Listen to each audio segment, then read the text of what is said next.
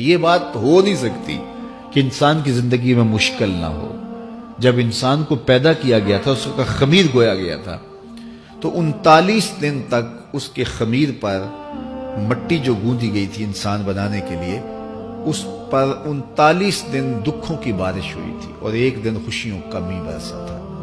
اور انسان کی زندگی میں خوشی اور غم اس تناسب سے ہیں۔ لَقَدْ خَلَقْنَا الْإِنسَانَ فِي قَبْضٍ، انسان کی زندگی مشقتوں کا مجموعہ ہے، حالات کی تلخیوں کے سے مقابلہ کرنا پڑتا ہے، لیکن حالات مشکل ہو جائیں تو ان سے نکلنے کا راستہ کیا ہے؟ تو سنیے قرآن کیا کہتا ہے، وَمَن يَتَّقِ اللَّهَ يَجْعَل لَّهُ مَخْرَجًا وَيَرْزُقْهُ مِنْ حَيْثُ لَا يَحْتَسِبُ، جو اللہ سے ڈرنے لگ جاتا ہے، تقوی اختیار کر لیتا ہے، تو پھر اللہ تعالیٰ جل شانہ اس کے لیے مخرج پیدا کر دیتا ہے، یعنی اس مصیبت سے نکلنے کے اللہ راستے دیتا ہے۔ یہ اس شخص کا مقصوم ہے جو اللہ سے ڈرتا ہے۔ اس پر مشکلات اس پہ بھی آتی ہیں، یہ نہیں کہ اس پہ مشکلات نہیں آتی، زندگی کی مشکلات کا وہ بھی شکار ہوتا ہے، لیکن جو ہی مشکلات آتی ہیں ان مشکلات سے نکلنے کا اللہ اسے راستہ بھی عطا کر دیتا ہے۔ اور دوسری بات، وَيَرْزُقْهُ مِنْ حَيْثُ لَا يَحْتَسِبُ، اللہ اس کو وہاں سے رزق دیتا ہے جہاں سے اسے گمان بھی نہیں ہوتا، وہاں سے رزق دے دیتا ہے۔ بندہ تو یہ کہتا نا کہ مجھے یہاں سے ملے گا، یہاں سے، ایک بندے کی منصوبہ بندی ہے، لیکن جو اللہ سے ڈرنے والا ہوگا اللہ اس کو وہاں سے رزق دے گا جہاں اسے گمان بھی نہیں ہوگا، خیال بھی نہیں ہوگا کہ یہ راستہ بھی حصول رزق کا ہو سکتا ہے۔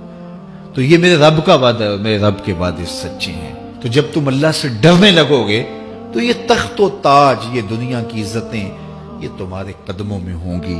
اس سے ڈرنے کا نتیجہ ہے جو تمہارا رب تمہیں عطا فرمائے گا۔ حضرت عمر رضی اللہ تعالیٰ عنہ کی خدمت میں ایک شخص آیا، اس نے کہا میرے ہاں اولاد نہیں ہے، تو آپ نے کہا استغفار پڑھا کرو۔ ایک دوسرا شخص آیا کہ صاحب بارشیں نہیں ہوتی، فرمایا استغفار پڑھا کرو۔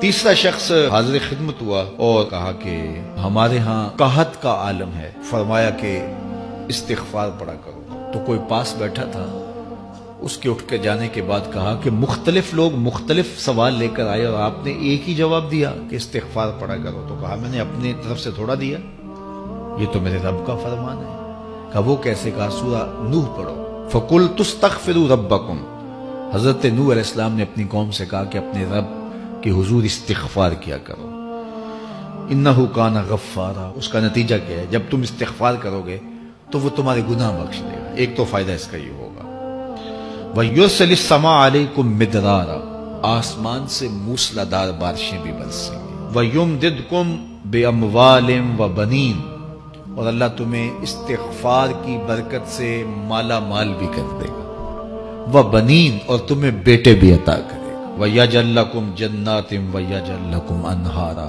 تمہیں باغ بھی عطا کرے گا اور تمہیں چلتی ہوئی نہریں بھی عطا فرمائے گا۔ آج میں سمجھتا ہوں کہ پاکستانی قوم کو اجتماعی استغفار کی ضرورت ہے۔ آپ کے دریاؤں کا پانی سوکھ گیا، استغفار کریں گے اللہ تعالیٰ ان کو پانیوں سے مالا مال کر دے گا، بارشیں ہوں گی، قحط سالیاں دور ہوں گی، بے اولادوں کو استغفار سے اولاد نصیب ہوگی، اور معیشت کی بہتری جو ہے وہ استغفار کے ذریعے سے ہوتی ہے۔